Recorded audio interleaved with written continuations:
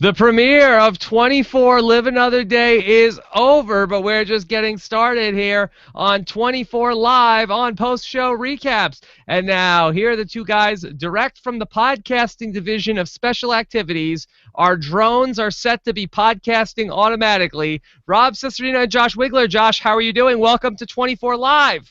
I'm so excited. I'm very happy. I'm very happy. This is great.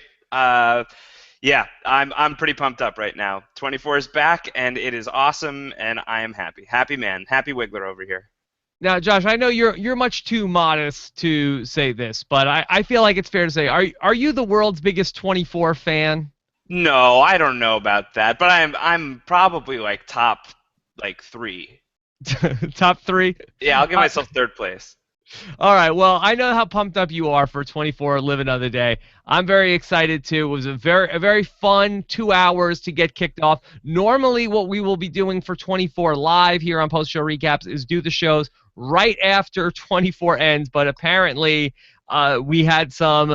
It seems as though some organization hacked into Google Hangouts and did an update to Google Hangouts. So there was a scheduled update on Google, and we were not going to be able to do a live show after 24 was over on Monday night on the East Coast. So we decided to wait until the morning. So thank you guys for your patience, but we were running out of time to hide our excitement for the return of 24 on 24 Live Another Day. Yes, we could have used a Chloe on staff last night to kind of do some workarounds to get us live, but I don't think Chloe is really in the market anymore these days. She seems to be kind of on the sidelines. All right, so we're going to recap everything that happened in the 2 hour premiere and start to speculate on where we were going. And even though Josh has read the 24 books, he's not going to spoil anything, right, Josh? Absolutely true. So, all right, so we're going to get into everything. Let's just set you guys up here today. For those of you guys who are joining us live, we have the chat room, as always, on post-show recaps for our live shows. Then we also have Twitter open. You could use the hashtag PS recaps for post-show recaps, and then you can also post comments live here on our YouTube channel at postshowrecaps.com/YouTube. And Josh, we just got approved in the iTunes store. The 24 dedicated podcast feed for post-show recaps is up. You can go to postshowrecaps.com/24 iTunes to Just get in the nick of time. Yes, we really, in true Jack Bauer fashion, we cut it very close. But we are approved and ready to go. So, Josh, give us your big picture on what was your takeaway from the first 2 hours of 24 Live Another Day. Oh, I really loved it. I mean, I've been living and breathing 24 for the past 2 months, basically. Going back to I think I started my rewatch of the whole series at the very end of February, and I was done towards the middle of April, middle or late April. So I was really living and breathing with these characters for a long while, but kind of reliving a lot of this stuff. Obviously, this is a show that I was obsessed with when it was on the air. I know these characters inside and out. I know these stories inside and out. So it was fun to revisit, but I was really craving something new. So I'm obviously very happy to be able to talk about some new 24 and some storylines where I have no idea where this stuff is going. But I think beyond that kind of predisposed enthusiasm that I have for it, I thought this was a really strong premiere. And I think it might even be the best 2 hour premiere since season 5, I think. I would go as far as to say that this was the strongest start to a season of 24 since the season that killed off David Palmer and Michelle and supposedly Tony. I just thought it had some really brave and bold storytelling ideas. Not letting Jack Bauer speak for 40 minutes basically of that first episode was pretty ballsy. I really like a lot of these new characters. There's some that I'm kind of iffy on. I really like the London setting. I think that the core story is a really interesting idea of kind of it feels smaller. It feels kind of like that season 1, season 5 personal storytelling where it's really more about the people that you care about that are at risk rather than any sort of super big picture nuclear bomb or viral threat or anything. Yes, there's the drones and there's the possibility of World War III if President Heller is assassinated on foreign soil. But really, for me, the reason I care is how killing Heller would affect Jack, or killing how it would affect Audrey, and just losing Heller in general. So I don't know. I thought that this was a really clever start. I think that having just 4 characters from the old guard of 24 is a good number, and I think it helps people kind of be familiar with 24 if it's been a little while since you've seen it. And to have kind of the rest of the characters be all brand new people, I think is really great. So yeah, I mean, I don't know, Rob. I'm really stoked. I thought it was really great, and it totally satisfied what I was looking for. Okay, so let me pepper you with some questions here that I have about the Sure. episode. So I want to start off with Jack Bauer. In the beginning of the episode, he goes on this. Basically, it looks like that the CIA apprehends him, but he wants to be caught. Yes. And so he goes in, and it turns out that he is going in to save Chloe, who has been captured, and basically they are torturing Chloe to find out the information of where her WikiLeaks people are coming from. Right. So I want to know from you, did Jack Bauer go in because he found out that Chloe was being captured or tortured, or did he only go in to save Chloe because he knew that she would lead him back to the WikiLeaks headquarters? So I think it's a little bit of both. I think it's, obviously Jack has a soft spot for Chloe. They've been through a lot together. They've, fought round after round of terrorism together. So they have history, and he cares about her in his way. But I don't think that he cares about her as much as he cares about the mission. So if there's a percentage here, I think it's like 95% he cared about breaking her out so he could further the mission, and 5% that it was Chloe. If it was just that he found out that Chloe had been captured and had nothing to do with the President Heller plot, I doubt that he'd be exposing himself just to break her out. Yeah, that made me like it a little bit less, I feel like, because when it was like, oh man, Jack Bauer, he's rescuing Chloe, and I felt like, in the absence of Kim Bauer, Chloe is the one relationship in Jack Bauer's life, seemingly the one person that he cares about. But then when it was sort of a twist on that, where it's not so much that he risked his life to save Chloe, but he risked his life to spring Chloe so he could follow her to the WikiLeaks headquarters. It made me feel a little bit less warm about that. Well, I don't think that you're necessarily supposed to be feeling warm fuzzies towards Jack Bauer these days. I think that this is a sign, one of many signs in the episode, that this is a new Jack. This is a version of Jack Bauer that we've never really met. Yes, we've seen him down on his luck. Yes, we've seen him at the end of his rope. We've seen him on the fringe of society, but we've never seen him this angry, this alone. We've never seen him feel, kind of so betrayed by the people that he spent his entire life saving. And I think that Jack has changed, and I think that his priorities have changed, and his interests have changed, and Chloe doesn't really fall on that list anymore. So I think that this is probably the darkest Jack that we've ever seen. And I think that one of the big questions for the season to answer is going to be, can Jack move back anywhere near the light that he was in earlier seasons of 24? I mean, I think that they will probably try to move there, but I think even Jack, he says in the episode, there's no going back for me. And I think that he knows that he's crossed lines that you can never uncross. And I think that, he says, I have no friends, I have no family. All of that is dead and gone for him. For Bauer, it's really all about day-to-day survival at this point, and it's less about being a real human and more just existing at this point. So I think, that's not a priority for Jack. And I think if that makes you feel a little cold towards Jack, I think, for me at least, I took that as the desired effect. Let's talk about Jack Bauer's motivations here for what he says, that he feels gratitude and he feels indebted to the Heller family. Chloe kind of calls him out on this and says, Jack, listen, what do you think? You're just going to save Heller, and then Audrey is going to fall back in love with you? And he says, no, that's not what I'm up to. But is that what Jack is up to? I think it's a split, where I don't think that that's entirely what he's up to, but I think it would be a perk. And I would also say that I think that the split is a little it's closer than how I would rank the Chloe motivation. I think that here he would really like to get some FaceTime with Audrey if he can swing it. Yeah. Now, do you think that Audrey will want to see Jack? Because we have this whole storyline here with now what is the role of uh Tate Donovan? He is the chief of staff of He's the new President Mike. He's the new Mike Novick. Yeah, and he really has a hard on against Jack Bauer. He's really very very anti Bauer. Well, I think that him and probably James Heller would fall in that same camp of people who believe that everything that Jack Bauer touches turns up dead. That's almost what happened with Audrey. Everyone thought she was dead for a long time throughout season 6 until it was revealed that she was alive and being tortured by the Chinese. And Mark is Tate Donovan's character's name, Mark Boudreau, and Mark.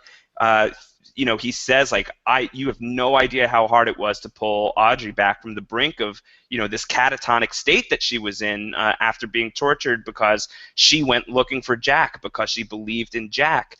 And this is what she got in return. So he doesn't want Jack anywhere near Audrey because I think he's very worried about what that will do to Audrey. Now, for Audrey's part, Audrey got tortured and captured and presumed dead because she believes in Jack.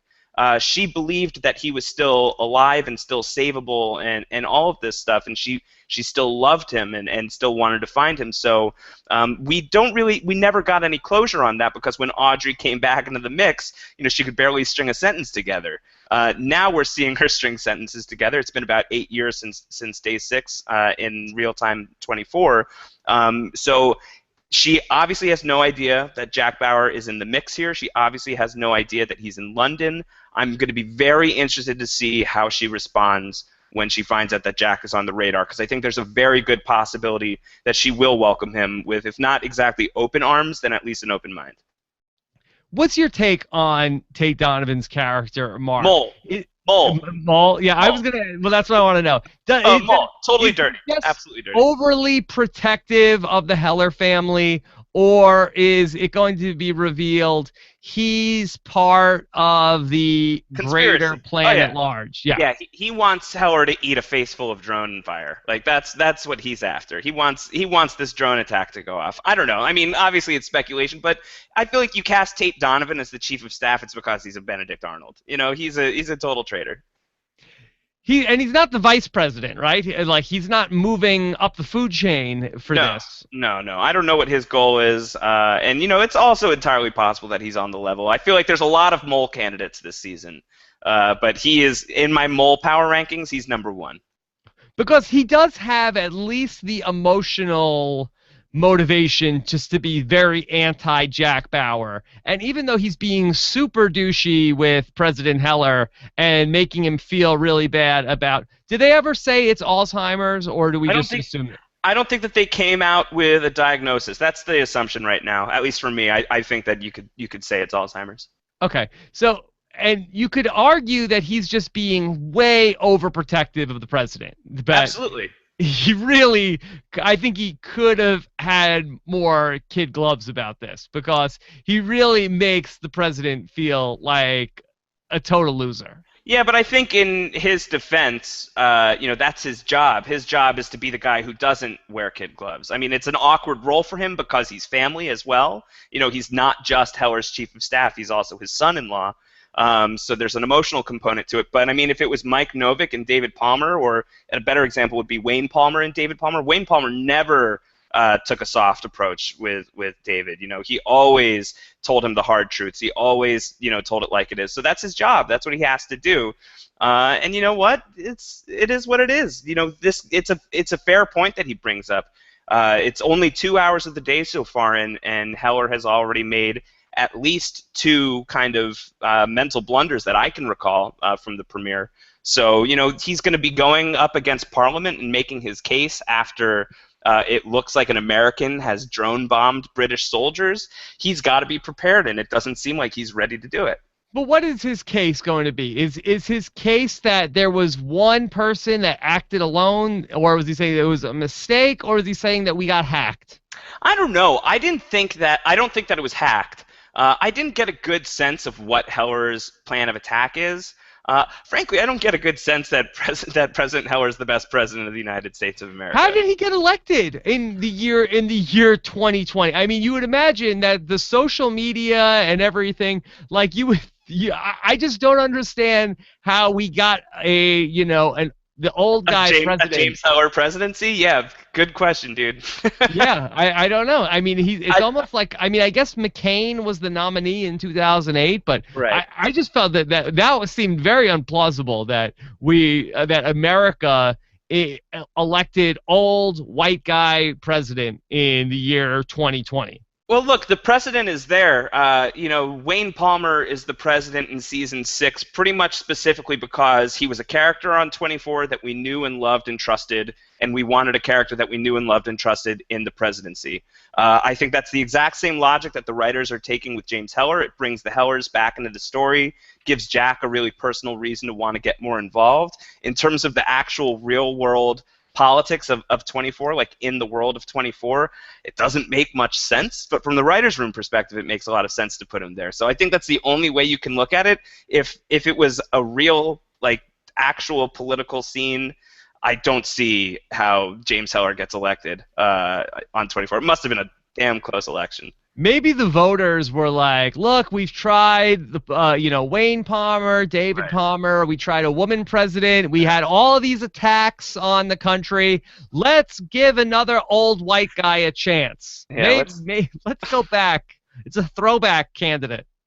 I mean, that being said, the fact that he's so far seems like a really bad president. Just not a great speaker, doesn't seem to have very clear thoughts about What about him. that town hall in Ohio, though? That was good. It sounded impressive. It sounded Yeah. pretty good. It sounded like he really thought that was great. Like, that's like his big glory moment. I mean, all of that aside, I'm really psyched to have Heller back just because I think he's done some really fun things on 24 before. He's an unpredictable character. I think he's going to.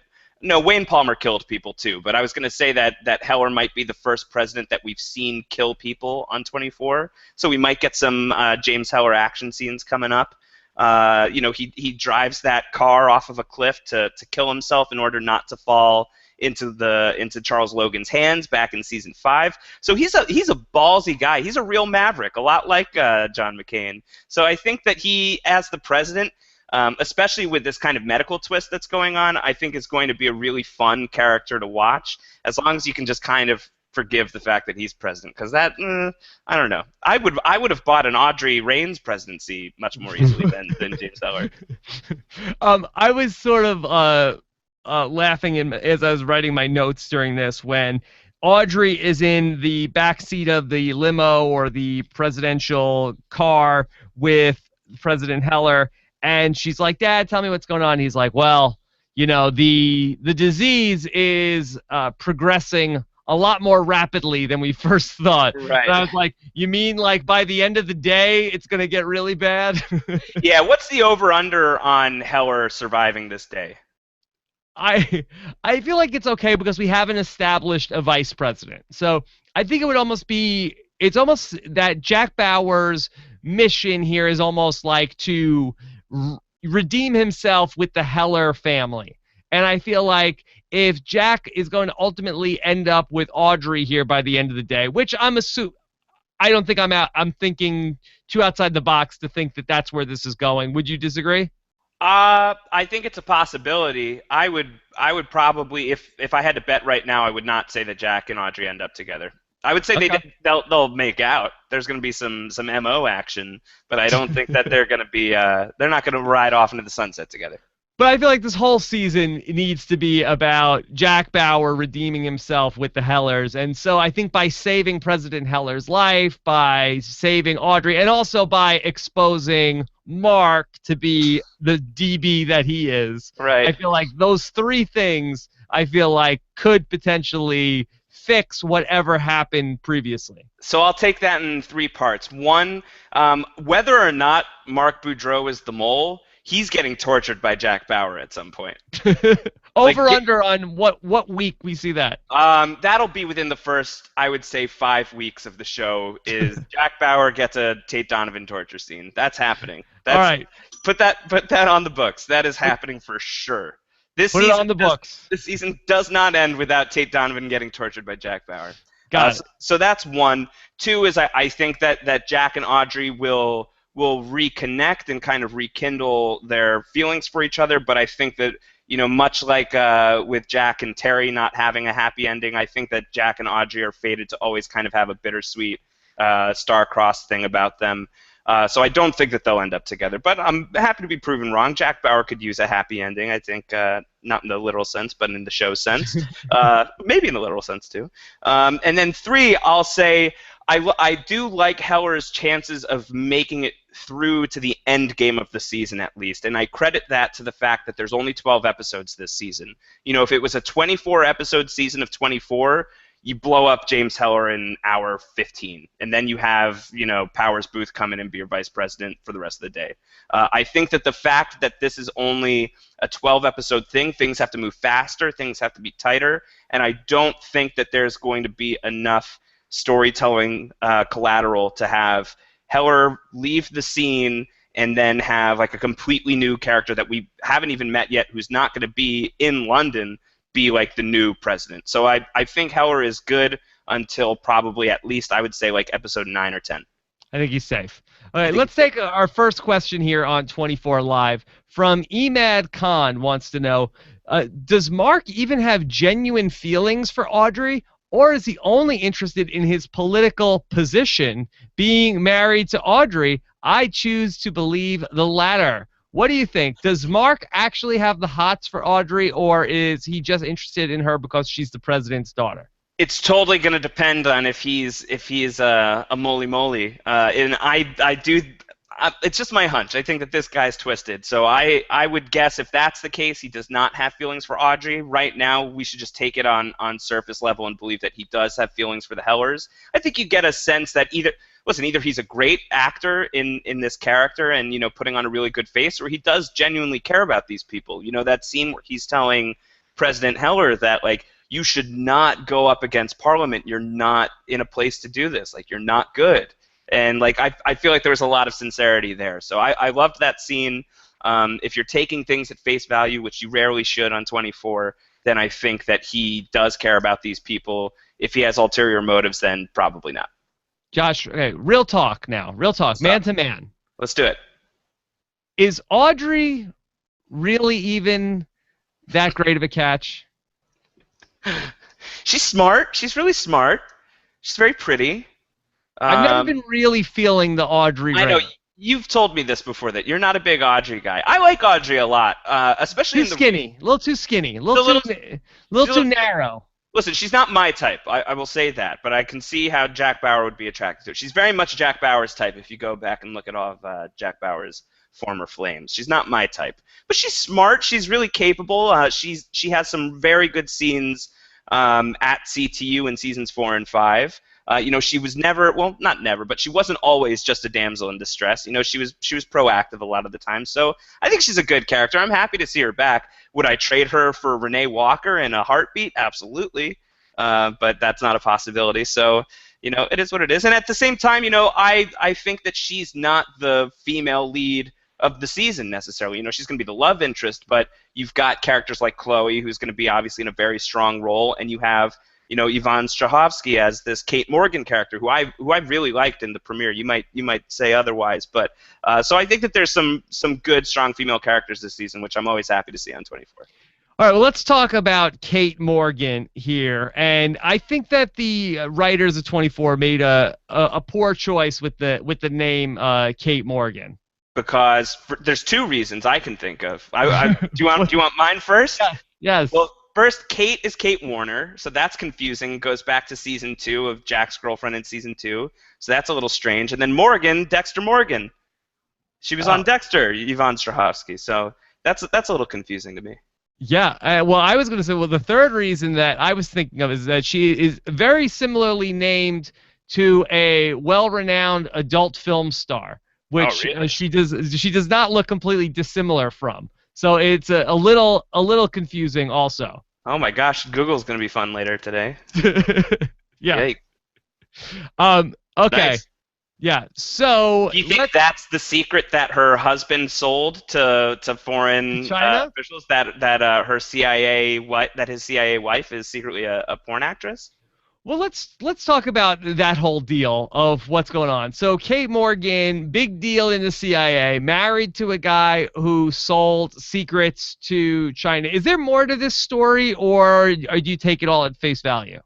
Um, well, as I said a little while ago, is I think that the list of possible moles this season is huge. You can really look at every character that's a new character this season, and based on the premiere, there's not a single person that I would completely rule out of the mole industry. I think that there's a possibility for just about everyone. So there's a possibility that Kate is connected to this selling of secrets that her husband was involved in, or she set up her husband to take the fall for whatever secrets that she was I selling. would rule her out. I would rule her out I because she's wouldn't I being wouldn't rule her out. she's being painted in such a positive light. She's the one that's really like uncovering all this stuff with Jack Bauer.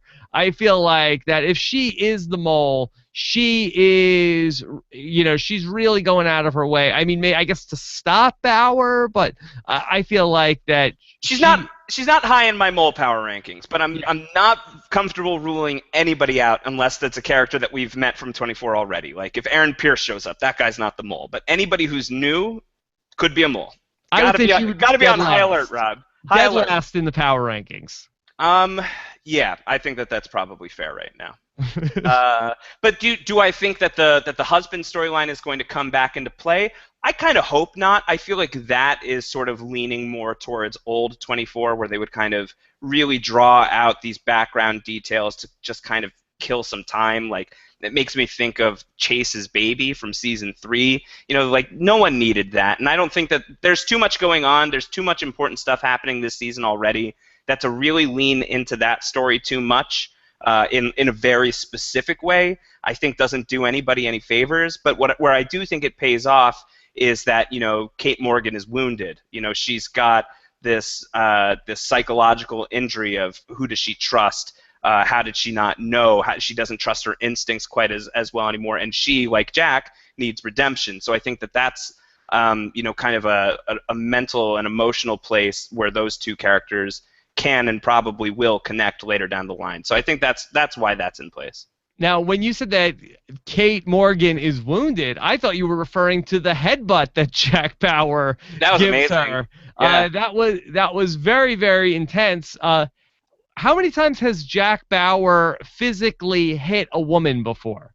He's Listen, he does not hold back. You could be, man, woman, black, white, and it doesn't matter. He is an equal opportunity bruiser, Jack Bauer. He's killed women, he's hit women. It's a thing that he does if he has to do it. Okay, so let's talk about Jack Bauer just in terms of Kate Morgan. First question. At what point in this series do they realize they're on the same team and start working together?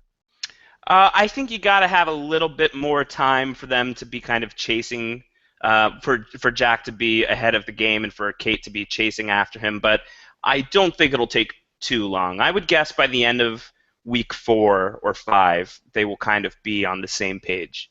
Okay. I think that that's sort of where those characters are heading. And give me your percentage that Jack Bauer and Kate Morgan get some MO time this season. I'm going to go 0%. 0%. Yeah, I don't see them making out this season. I don't think so. Not with Audrey in the mix. I think if Audrey wasn't in the mix, there would be a pretty good chance. I think this is going to be platonic. I Okay. hope so. Did you find it a little bit confusing or unsettling that Kate Morgan also bears a similar resemblance to Kim Bauer? Yes, striking resemblance to Kim Bauer. I've been writing a lot about the new 24 at a lot of different outlets, and that's one of the things that I keep writing about is this is a little weird. It's a little strange how much she looks like Kim Bauer. I gotta imagine that's intentional. I feel like, and that's another reason why I don't think that making out is on the table for these two. I think that they are positioning Jack and Kate to kind of Jack and Kate. There's a Lost reference. I feel like they're positioning them to be more, kind of like a father-daughter, mentor-mentee type of dynamic. I think that like that's going to be sort of the dynamic between those two characters, and I think having her look a lot like Kim, he's going to see a lot of himself in this character as the day progresses. That's my prediction. All right, let's talk about sort of the layout of the new CIA as far as who the players are in the mix at CIA. So we talked about Kate Morgan, and so we have the head of the CIA, at least at this base. Yes. Steve Navarro, played by Benjamin Bratt. Is he, for you, is he a good replacement level CIA director? He's good. He kind of fills out the requirements for this type of character on 24. He's a little bland. He's sort of a stick in the mud, much like Bill Buchanan. He needs to have a little more personality for me. Right now, he's a little dry. And I do like Benjamin Bratt. He's a good actor, so I'm happy to see him on the show. But they're going to need to give him some more to do. And also, I need to. I don't know. Is he willfully dumb? Like when Kate is coming to him with all this evidence and saying, look, he's been flat. Jack has been, his pulse has been steady this entire time. I ask him this one question, and he's freaking out. Clearly, I have gotten to Jack Bauer. Why don't you see this? And he kind of just is like, well, I'm not looking at that, and you're fired. That was kind of ridiculous. So he's following in. It was even like, are you sure that maybe you're not just still upset about the whole thing with your husband? Because that seems like that was a very unfortunate way to go. Yeah, it's like, dude, way to be a dick about it. I mean, come on. So yeah, he's gotta start listening and paying attention. Otherwise, the other possibility is that he is Moly Moly. I think that he's on the suspect list, and maybe he wanted Bauer to go to special activities because he wants him in the darkest box in the world. He wants him never to see the light of day again. But I don't know. I think that he's a decent character, but they need to do more with him before I'm really on board. All right, well, he's definitely on the radar, but probably not as high in the mole power rankings as CIA agent Eric Ritter, who the new guy. Yes, who I feel like is probably a little higher in the mole power rankings. No? Never trust the new guy. Yeah, I mean, he's new to the CIA, so none of these guys trust him. None of them know anything about him. He's very eager to be taking Kate's place. He wants her out the door as fast as possible. She's clearly the one person who thinks that Jack Bauer is onto something, so if he were a mole, he would have a vested interest in kind of hushing up the Bauer situation as quickly as possible. So I think that's not a bad bet. I certainly think it's possible. At the CIA, my money is on the guy that looks like lame version of Jack Sparrow. Jordan Reed. Yeah, that guy's too quiet. You can't trust the quiet ones. Yeah. He's like the new Milo. Yeah, he's like the new Milo. He's like the new Billy Walsh from Entourage, who was a mole on season 7. I feel like 24 likes to turn that character that has literally nothing to do and has been doing absolutely nothing for the entire season. They love turning that guy into the mole. So I could see Jordan Reed being the mole. Okay, let's talk about Chloe. Also, wait, is there any chance that there isn't a mole? There's a chance. I feel like that, every couple seasons we have to have no mole just to keep us on our toes. But we've been away from 24 for 4 years. I feel like they've got to make up for lost time. I feel like there's going to be like 10 moles. 10 mole? Oh my god. Yeah, I feel like everyone's going to be a mole. Oh my god. All right, so we'll be on the mole patrol all season long. Okay. Hashtag mole patrol.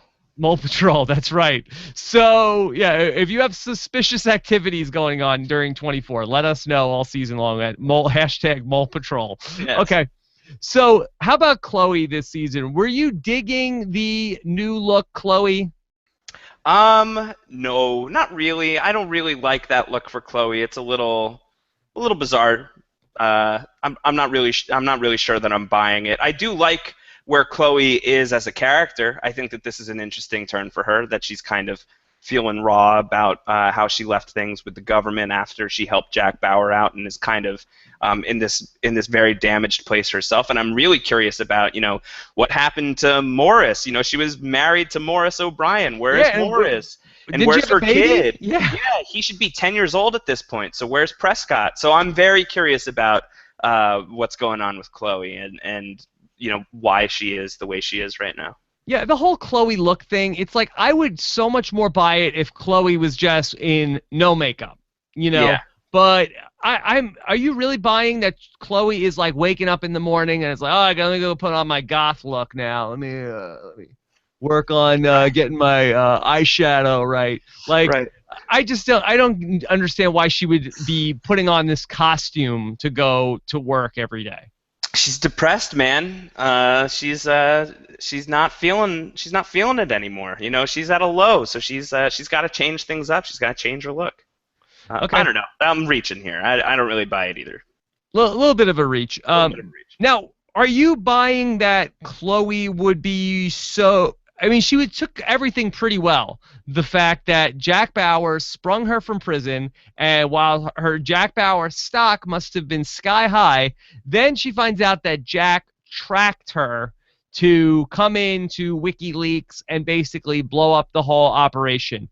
And Right. she really takes the whole thing pretty well, other than to say, Jack, that I thought we were friends. You could have just said something to me, Jack. Yeah, I don't know. I think that she, this has kind of always been Chloe's thing with Jack, is like Jack will do something that's highly questionable on a moral and probably legal standpoint, and she'll always be like, Jack, why did you do that? I can't believe you did that. Why are you involving me in this? And she never is too bent out of shape about it. So it's very in line with Chloe as we knew her before.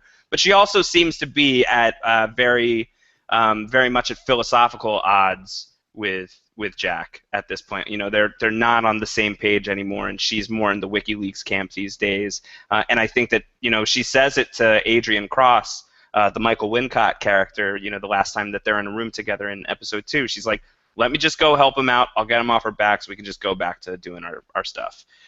So I think that she has had happier days with Jack Bauer. I don't think she's super on the Jack Bauer bandwagon these days. If you're Jack Bauer, don't you feel like saying to Chloe, hey, by the way, while you're releasing all these documents, could you maybe release some documents that says, I'm not a terrorist? Could you declassify those files, please, Chloe? Well, that assumes that he's interested in that, and I think that you're supposed to get the sense that he's not. He's not really feeling that anymore. Okay. But what a coincidence, though, that Chloe just happened to be in CIA custody in London at the same time that President Heller was there. Right. Yeah. So what is this treaty that President Heller is trying to sign? Just basically to let the U.S. continue to have a base in London? Yeah, he has a military base in the UK where American Air Force pilots are piloting drones. And I guess what I gathered is that the lease is about to expire, so he's in London to extend the lease. The British Prime Minister, who is Stephen Fry, which is awesome casting, he wants to help Heller out. Those guys are buddies, and it seems like they have some opposition to deal with on that front. Some people who don't really want it to go through, but Heller, he says he doesn't like the program, which seems very anti-Heller. Heller was always super into the military stuff, so it seems like he would be really down with the drone program. But he says it's working, and so they really need to keep it in play. And then, of course, there's this drone hijacking that makes it look like the Americans have bombed some American troops and British troops in Afghanistan, and that's throwing a whole wrench into Heller and the Prime Minister's relationship. So that's gonna make things a little awkward. All right, real quick, why does the drone base need to be in England? I guess it's just prime positioning. It makes more sense to have it be on foreign soil, closer to the places that they need to target than in America. America's pretty physically far removed from that stuff. So, I don't know why it couldn't be Germany or Spain or wherever, but I mean, they've got a good relationship with the UK. I mean, I don't know why you couldn't be controlling the drones from Toledo. I mean, you have to have somewhere for the drones to land, right? And so if you're flying them out from Toledo, it's going to take a little longer to get to Afghanistan than it is from the UK to Afghanistan. Okay, so the drones come back every night? I think that I mean, listen, I'm no drone expert, so someone else maybe can weigh in here, but I would imagine that they come back to base. I don't think that they're just up in the air all of the time. Yeah. Maybe they are. Maybe they're And watching. Maybe they're watching us now. we don't have a base closer than London? I don't know. I guess not. Or maybe this is just one of the bases that they need to have covered. Listen, maybe they got to be watchdogging some of these European countries too. You've got to be careful. 24 has a very, very dark history with the European countries. Okay. Well, let's get into sort of the drone plot. Now, we have a lot going on here. So we start off with the guy who is piloting the drones. And what is this character's name? His name is Lieutenant Tanner. He's played by an actor named John Boyega, who maybe you know from Attack the Block, which is a great science fiction movie from, I think it's 2011 or 2012. And you will absolutely know in the coming years because this kid has just been cast as the main character in Star Wars Episode 7. So this kid, Lieutenant Tanner, we will probably not be seeing a lot of him on 24 because that guy's got a movie to make. Okay, so he basically gets into a fight with his supervising officer who takes away his weekend pass. Yeah. And so now this is motive for him to kill that guy. Yeah, and there was some internet transmission about how he called him a son of a bitch and all of this stuff. So yeah, it looks bad for Lieutenant Tanner. Yeah, this was unfortunate for Lieutenant Tanner. Yeah. Did you feel like that they should believe this guy? Do you feel like that? Or do you feel like that the evidence when they have this fake Facebook post and stuff like that is just insurmountable evidence for Lieutenant Tanner? I think the more plausible theory than someone has hijacked our drones is that this, jerk has just bombed our own people. I feel like that's probably just the more acceptable answer at this point. So they're going with that. I feel like they should be exploring the possibility, but that would be too logical for the powers that be on 24. Okay, well, let's talk about who is behind this. So we have a couple different levels of this. So the guy out there who's in the field, his name is Yates. Derek Yates. Derek Yates, and he used to work at WikiLeaks, but now he's doing his own thing on the side, and he's basically set up in this Cockney drug house, and he's basically set up, and he's got a girlfriend who's Russian, and all she wants to do is fool around, but he's busy. Josh, why is Yates constantly putting computers together? Is that his thing? I guess I didn't notice that. I was too busy watching him just make out with this hot Russian chick. It just I didn't understand why every time they cut to him, he's got a screwdriver and he's putting the computer together. If you're a hacker, shouldn't your computer already be together by the day that you're doing the hacking? That's probably fair. I think 24 likes to really dramatize the technological stuff, and a lot of the time probably doesn't know what the hell it's talking about or how to represent it. So the writer's probably like, oh, he would just screwdrive his laptop, right? That's hacking. Sure. Okay, so he's got this girlfriend. He's set up in the drug house, but we find out that who is behind all of this, but none other than the former Lady Stark, Michelle Fairley. How about that? What do you think of that? This is from Mikhail in the chat room. Says, got here late. Hope you talked about Kat trying Game of Drones this time. What do you think of that? Yes, I love that. Well, look, I think I was always a bigger Catelyn Stark fan than you were, just judging from our conversations during Game of Thrones Season 3. I really like the actress a lot. So I'm excited to see her on 24. I think that this, especially with her as kind of this indisputable villain, I think that that's an interesting different shade for this actress to try on. So yeah, I like that. I'm even more pumped up by the fact that Sansa's a terrorist too. I love this. This is great. All right, well, let's talk about this turnabout, because I'm sort of looking at my watch as we get towards the end of the episode. I'm like, well, I know the 24 Live Another Day premiere has to end on a big moment, so we need to end on something that's if not a big moment, then a reveal, a bomb going off, something exploding. So we come out of all the shots moving together, split screen, and we go to Yates in the coffee shop with the girl. Oh, he's dead. He's dead. And so then he basically tells her the whole plan. I'm like, oh, he's 100% he's dead. Yeah. And so he walks off into the bathroom, and here comes his girlfriend, and which Now I you're thought like, was oh, he's really dead. yeah, I thought this was super odd that he is beginning to urinate, and she's like grabbing him. I'd be like, hey, can a guy get some privacy here for a second? They're a little freaky, Rob. I don't know what to tell you. They get freaky all week. I'd be like, hey, hold on here a second. But anyway, that he proceeds, and she pulls out a knife, and basically, does she stab him through the ear? Is that what That's happened? that's what it looked like. Yeah. Oh, no. It was a real red wedding for this guy, Yeah. and Yates is dead. Yates is dead. I repeat, he's dead. Cross And one so, bad guy off the list. so he's gone, and she pulls off the wig, and very funny to call her Sansa. How does this guy not know that? And you would imagine that this guy and this woman have been intimately familiar, correct? Yeah, I think that's a safe assumption.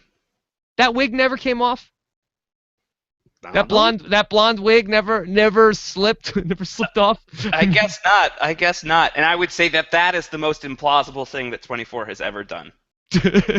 that these people are adult friends, and this wig never came up. Did the drapes match the curtains? Oh, I don't know. That's a fair question, though. Yates is too busy with hacking his drones to. He seemed a little, out of it, a little whacked out. So I don't know that I would trust this guy's judgment on just about anything. Yeah. All right. So she basically reveals that, and she calls up Cat Stark and tells her that they have the device. And what does Cat Stark tell her? She says, "Come on home, mommy's waiting." Mommy's waiting. Mommy's waiting. Now, why didn't she send Jaime Lannister to go bring her back? I don't know. I guess she wasn't ready to release him from prison just yet. He was in In this alternate timeline, Sansa's a bit of an Arya, so I think that she sort of sent her off to do the dirty work. Yeah, and in the Game of Thrones 24 universe, that Jack Bauer would go and infiltrate Robb Stark's camp to free Jaime Lannister. Right. I think in the 24 universe in the Game of Thrones 24 universe, Jack Bauer got beheaded back in season 1. I think so. Yeah. Okay.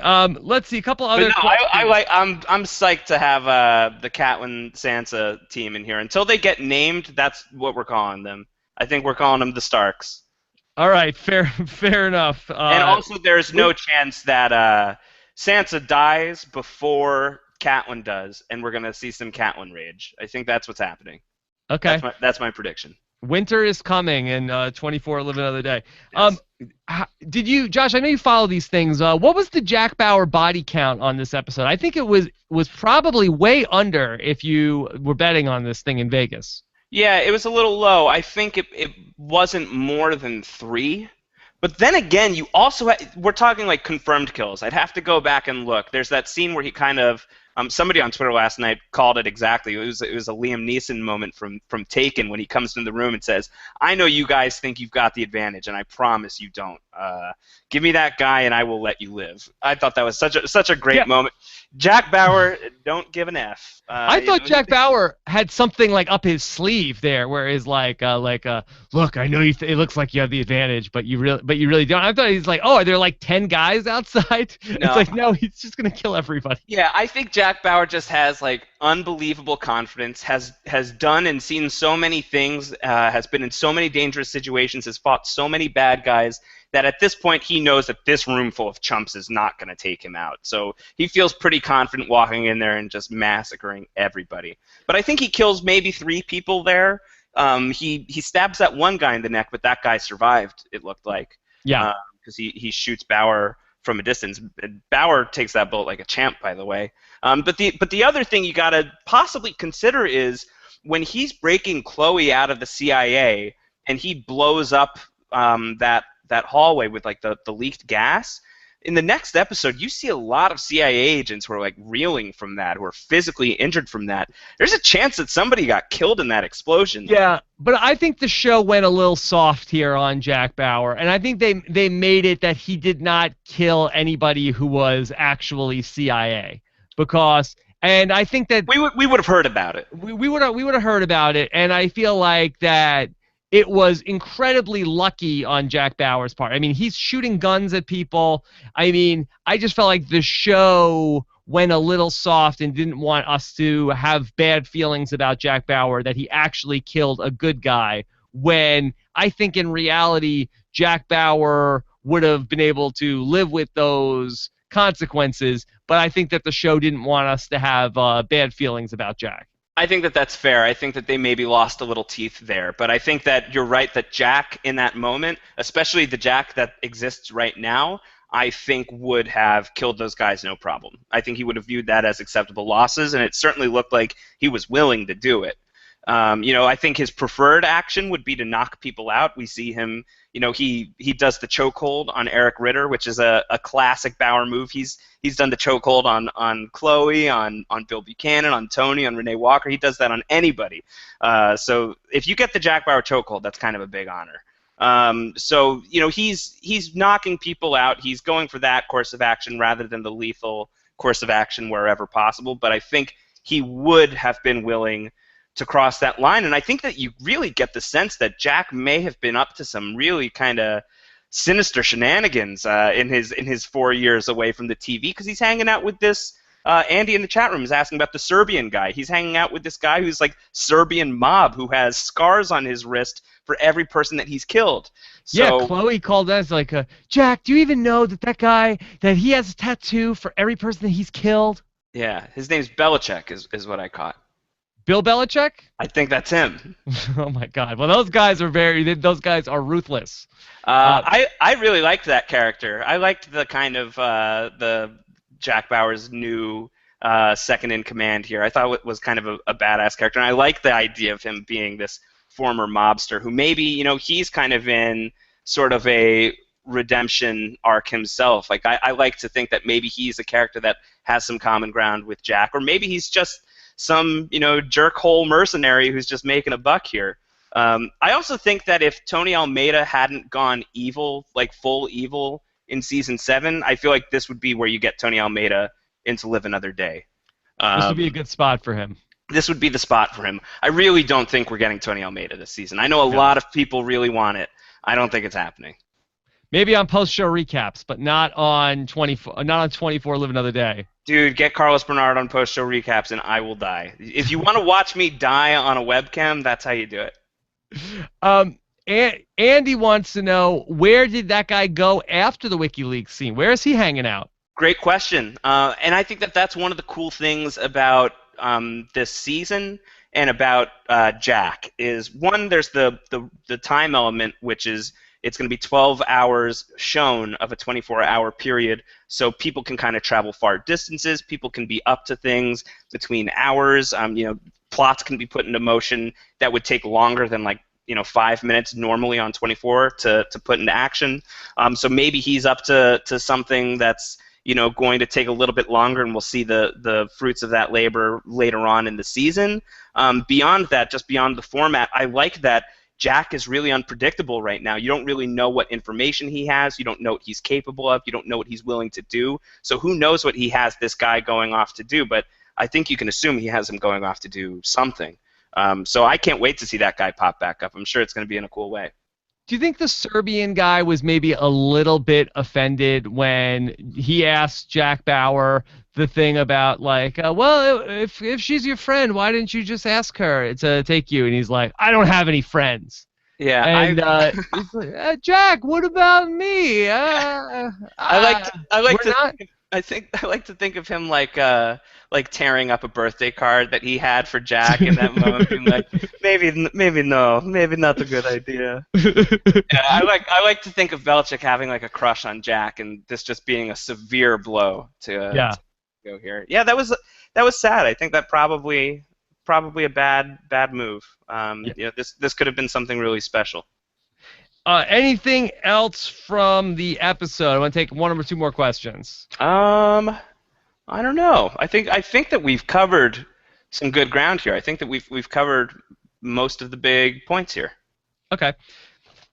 One other Oh moment wait, that I there is one thing I want to yeah. say. To tie it back to Tate Donovan for a bit, there's a really cool Easter egg in the first hour of the premiere where Mark Boudreau is looking at Jack Bauer's old file, and he's studying up, on Jack's history, and you can screenshot it, and you see there's like a list of a lot of the people that Jack Bauer have killed. It looks like it was literally copied and pasted from the 24 Wikipedia, because there's like people that have full names that are listed. Victor Drazen is on there. And then there's guys like Pedro, who's just like the red shirt in season 3 who gets his neck broken by Bauer at one point. So it's literally, they just like looked at the kill count page and copied and pasted it there. I think it's about a half hour into the premiere if you guys want to go back and look. The other interesting thing about it is it reveals Jack Bauer's birth date, which is 1966. So if Live Another Day takes place in 2022, Jack Bauer is 56 years old. 56. Okay. How about that? I thought it was a very bold choice for Jack Bauer to go shirtless in this episode. Yeah, not looking great. Oh, you know what we should talk about is like those sensors that he had in like under his skin, right? He has like yeah, what was that about? I don't know, but this like I feel like that speaks to what we were talking about is 24 sci-fi. I feel like this season is like pushing sci-fi boundaries. This is like future tech. Yeah. I don't even know how they come up with that in the script. Like, well, what if Jack has like a trigger embedded in his skin? Like, oh, okay, sure, let's put that in there. But it was really, yeah, I was a little confused of what was going on there. Yeah, it was kind of strange that he was just like clicking his wrist. He must have had like some sort of like surgical thing in there, like he had something like implanted in him. I thought that was very bizarre. And 24 has done some wonky stuff with the tech before, but this is like one of the weirdest things that they've done. So maybe the writers are approaching it from the perspective of this is a little bit into the future. We can kind of play around a little bit. And if that's the case, I'm excited to see what else they do. Like I think that could be kind of an interesting angle for the series to explore. Has Jack Bauer been assimilated by the Borg? Is that where he was? Okay. Locutus of Bauer? No. In addition to checking out the 24 wiki to see all of Jack Bauer's kills, Josh, tell us about some of the 24 articles that you've written in the last week. Sure. I have been furiously writing about 24 probably for the past week or 2 weeks now. Really, one of the things that I was doing with the rewatch project hand in hand was I was making notes of two things. I had 2 articles that were published last week, one by Parade.com, which was the 24 best and worst CTU agents in 24 history. And that's CTU specific, so Renee Walker is not on the list. I know a lot of people were upset about that. And then the other one was chronicling Jack Bauer's 24 best kills, and that was published by Vulture.com. So those are fun reads. If you like hearing what I have to say about 24, those are good things to check out. You can agree or disagree with my choices, but I think they're pretty good. I'm pretty happy with how it shook out. All right, so I'll post the links to those again in the episode page on post-show recaps for this podcast, and I think that's about it. Let's take one more question. Emad Can wants to know, when the girl at the end took her wig off to expose her red hair, did you think for a moment that Renee Walker was back? Oh my God, wouldn't that have been something? No, I didn't, but I would. Oh man. I wish that Renee Walker was back. I really hated that they killed her off. I liked what it did to the show. I really do like that final stretch of season 8, and I don't think that you kind of get Live Another Day in its current form without doing that. But that's always been kind of a sore subject for me. I hate what they did to Renee Walker. I don't think that we really talked about that too much in the Day 8 recap, but I know you were a big Renee Walker fan, Rob, and so was I. And of the 24 deaths that have occurred that I've been offended by, Renee Walker was pretty high on the list. Curtis is number 1, and Renee was like number 2 for me. Okay. Yeah. All right. So where do we think this is going next week? Where do we think the plan moves towards? So I didn't see the preview for next week. I don't know if you watched it. I did watch it, but I think it was somewhat Mad Men-esque in its vagueness. Okay. Well, so And right. actually, it was more of a this season on 24 than next time on 24. So broader strokes. I don't know. I'm curious. I think that, obviously Jack and Chloe are on to this drone plot. They don't know who's responsible for it necessarily. They know that this is something that is going to threaten Heller's life. I don't know what Jack's play is. I think that he's going to have to somehow get in the ear of somebody in the White House, whether it's Audrey, whether it's the president himself, although he's going to be kind of hard to get to. I feel like that's going to be not just a future move, but I think a near future move is that Jack has to make contact with the White House in some way, shape, or form. So that's something that I think that we can expect to see happen. I think that we should expect to see that the Starks' motivation is going to become a little bit clearer. They made a really big deal out of Catelyn and Sansa at the end of this episode, and this sort of come home to mommy moment. So I feel like next episode has to sort of peel back the curtain on who these two people are. I think we'll get names for them so we can stop referring to them as their Game of Thrones characters. So I feel like we will get a little bit more information on the bad guys. Her name's Margot Alhazari or Harazzi. Really? Is that already out there? It's on IMDb. Well, I knew that they had had Margot as the character's name in the initial casting breakdown, but I didn't think that they had revealed it on the show. Does that mean you spoiled it for everybody? Does that mean anything to you? That name, is that a relative of another 24 character? Not that I can think of. The only thing it means is that it would cut us 1 week short of being able to just call her Catelyn Stark. Okay. Which I think we don't want to deprive people of that. You can call her Catelyn of House Al-Harazi. Okay, sounds good. I will do that. Or Margot of House Stark. So yeah, no, I think we can expect a little bit more on that. I would like to see a little more Belichick this season. He's shaping up to be kind of my breakout favorite. Is that guy? He's sort of Serbian Tony Almeida. So I think the spirit of Soul Patch lives on with this guy. So I hope we see a little bit more. And I think that one thing that I do think you got to look out for is just because he's going to be in Star Wars is that drone kid, John Boyega character. I don't think he's long for this world. So I think that's gonna happen. I think we're gonna lose that guy. What's tougher to do, be a drone pilot or pod racing? Pod racing's tough. Yeah. But I guess if like an 11-year-old kid can do it, can't be that hard. Do you need to have a high midi-chlorian count to pilot the drone? How high do you think Bauer's midi-chlorian count is? Like really high? Probably. At least 24 midi-chlorians. You would think so. Yeah. Is that good? Is that high? I think that's actually probably selling them short. Yeah, probably. All right, so Josh and I will be back on Monday night after the episode or hour 3 of 24 Live Another Day in our regular time slot, 10:15 p.m. Eastern, 7:15 p.m. Pacific. And so join us on Monday night. Plus, Josh and I are going to be working on a couple other things. Josh, tell us what you're doing on Game of Thrones Book Club today. Sure. Game of Thrones Book Club, you guys seem to really like it, and I had a very good time doing that with Terry Schwartz from Zap to It, was my co-host last week. So Terry and I are going to be back today at 4 p.m. Eastern, 1 p.m. Pacific to talk about the latest episode of Game of Thrones. Spoiler version, it's for the people who've read the books. We're going to be talking about all sorts of stuff without any regard for people who have not read the book. So it is not for you if you do not want to get spoiled. If you are into that sort of thing, then this is the podcast for you, and there's a lot to talk about this week. I'm very excited to get to that. And then tomorrow we're going to have some more Game of Thrones stuff, right? Game of Thrones feedback show on Wednesday. Now, that one's just an audio podcast. We don't do that one on video, but we're going to be playing your voicemails and your feedback questions. By the way, you can use those same links to send in feedback and voicemails on 24. You could go to postshowrecaps.com/feedback to send in your text questions, or for postshowrecaps.com/voicemail for voicemail questions for any of the shows that we cover here on post-show recaps, and we're going to have that for you guys on Wednesday. And then Josh and I will be back on Sunday night for Game of Thrones. We're in the back half of the season, episode 6, Josh. I know. It's kind of wild. This season's really gone fast. It's flown. Yeah, flown by.